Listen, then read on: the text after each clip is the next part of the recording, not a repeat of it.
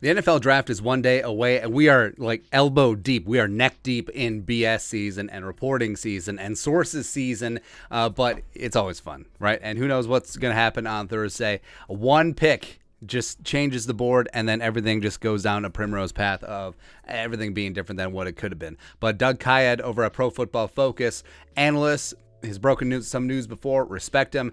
He is reporting this, quote, teams who could be looking to trade up in the draft: Seahawks, Jets, Saints, Cowboys. Teams who could be looking to trade down most, but Panthers, Giants, Vikings are among them. And yeah, every single year, everyone would like to trade down, except you need someone to trade up and give you commensurate value. That ain't always the case. But what's interesting is that, so the Seahawks, Jets, Saints, Cowboys. Now the Seahawks, interesting. Would they potentially be looking to move up because of a quarterback or a cornerback? Jets moving up. Are we talking about up from 4, spicy, or up from 10? Even better. Are the Cowboys looking to move up to secure a solid interior offensive lineman? There is some potential there for up from 24. Or who's the last team? Oh, Saints. Obviously, the Saints at 16 and 19, nice. They already done a deal with the Eagles. I think that they do want to outmaneuver some of the other teams that could be looking for a quarterback, and the Vikings could benefit in that situation in a trade down spot. Other trade down spots: Panthers, Giants. Yeah, Panthers only have one pick in the top 100, which would be ridiculous. Giants have 2 first-round picks bunched up at 5 and 7, so we could see there. And for the Vikings, I would like nothing better than just sticking and picking and taking a guy like Derek Stingley Jr., even though he's probably not going to be there at 12. Sauce Gardner, of course, is a dream. Kyle Hamilton, etc.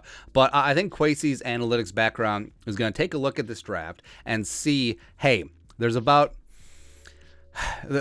10 blue chip prospects that are going to be rock solid, good to go, the type of players that you would move mountains for, etc. And if none of them are on board at 12, but another team sees a guy who you don't have rated as a blue chip prospect, but they do because of a need, probably quarterback, maybe even wide receiver, trade down and get into the thick of this draft, where it's like most drafts. Day two is where it's at, and there is always seemingly a ton of value to be had, especially at the top of the second round. So if the Vikings can somehow, some way, let's do draft order. There you go. So somehow, some way, pull off a trade with, say, the Chiefs, who have 2 first-round picks as well as 2 second-round picks, or say the Lions, even though you generally don't trade in division, but they're at the bottom of the first round because of the Rams pick, as well as at the top of the second round, or finesse a team like the Steelers and can we get a 1-2-3 type deal? Like, how much do you want Kenny Pickett? How much do you want Malik Willis if he gets there to 12?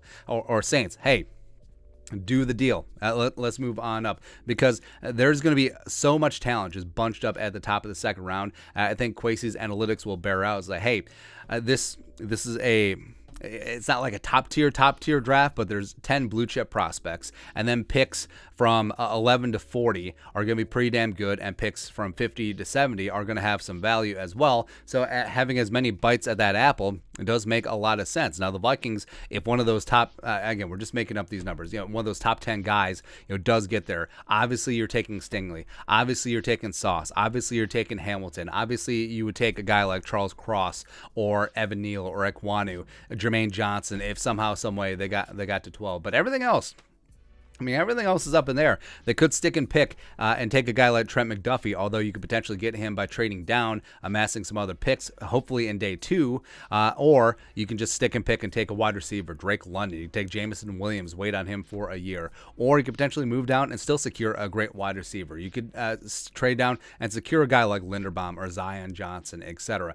Maybe even Jordan Davis. So I think that there needs to be a lot of flexibility what the Vikings could and should do at the top of the draft, because things are going to get weird. Like, there's going to be a couple players that go way before you think that they should. There's going to be some good players that really fall through the cracks, and maybe the Vikings stick and pick. Maybe they trade back if the price is right, but I think they are at an interesting inflection point, because the run of teams, the Texans potentially could take a quarterback, even though Davis Mills looked okay as a rookie. The Eagles potentially could be in. Obviously, the Saints would be in on quarterback.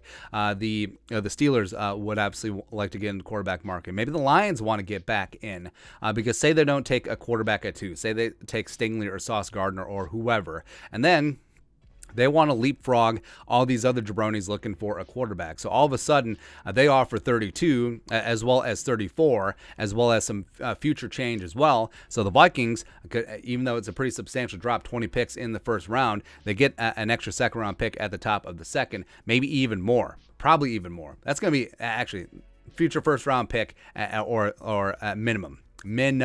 But yeah, this is fun, man. You could talk circles all day about trade scenarios. If this happens, if this guy falls, if this guy is still on board, what teams are going to do to maneuver and muscle for rank and try and get their guy. But the Vikings, I think they're sitting pretty because either one of the top tier guys trickle down to them. Maybe they move down, get a lot of trade capital, draft capital, and then Kwesi's able to work his magic. Or you could find a spot where you just find a sweetheart deal. Like maybe a team like Carolina does want to move down and say a Stingley or say a Sauce is on board, and the Vikings can get a sweetheart deal because maybe there isn't a ton of demand. Maybe Scott Fritter, he's a little desperate trying to get some draft picks back because of the badass Sam Darnold trade. I mean badass by like bad, comma, ass, not badass.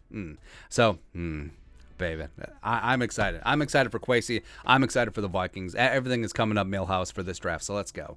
But your thoughts on our thoughts. PFF reporting trade down? Question mark. Let us know your thoughts on our thoughts and their thoughts in the comment section below. Subscribe for daily Vikings takes. Want to support the work? Put a little something in the Venmo. But until next time, SKOl, production value.